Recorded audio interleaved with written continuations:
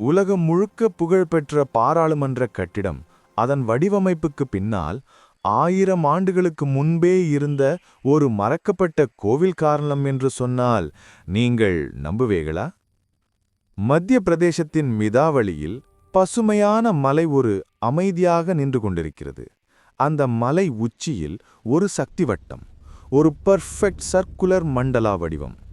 இந்த கோவில் பெயர் சௌசத் யோகினி டெம்பிள், அதாவது 64 யோகினிகள் வலம் சூழும் சக்தி மையம். இந்த கோவில் 1000 வருடங்கள் பழமை.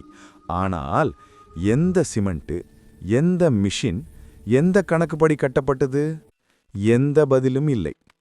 ஆனால் கோவில் இன்று வரை 1 சென்டிமீட்டர் கூட சாயாமல் நிற்கிறது. கல் மீது கல் வைப்பது இல்லை, கணிதம் மீது கணிதம் வைத்து கட்டப்பட்டது. 360 degree perfect symmetry, astronomical alignment, super resonance sound echo, இதெல்லாம் இன்றைக்கும் விஞ்ஞானிகளுக்கே அதிசயம். 1921இல் பாராளுமன்ற கட்டிடம் வடிவமைத்ததாக பெயர் பெற்ற எட்வின் லூட்டியன்ஸ் அண்ட் பேக்கர் இந்த கோவிலை பார்த்த பின்தான் சர்க்குலர் லெஜிஸ்லேட்டிவ் பில்டிங் என முடிவு செய்தார். அதாவது அந்த கால இந்தியர்களின் ஆர்க்கிடெக்சர் ஜீனியஸ் இன்றைய இந்திய பாராளுமன்றத்தை உருவாக்க காரணம்.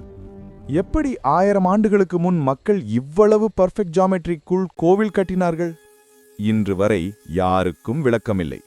நாம் நம்முடைய வரலாற்றை மறந்துவிட்டோம். ஆனா அந்த வரலாறு இன்னும் நம்மை நினைவுபடுத்திக் கொண்டே இருக்கிறது.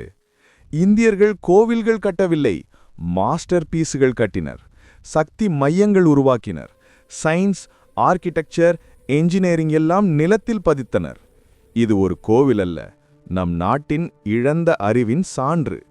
இன்னும் இதுபோன்ற இந்தியாவின் மறைந்த அதிசயங்களை அறிய DKS பாரத் சீக்ரெட்ஸில் இணையுங்கள். நீங்களே நம் வரலாற்றின் காவலர்.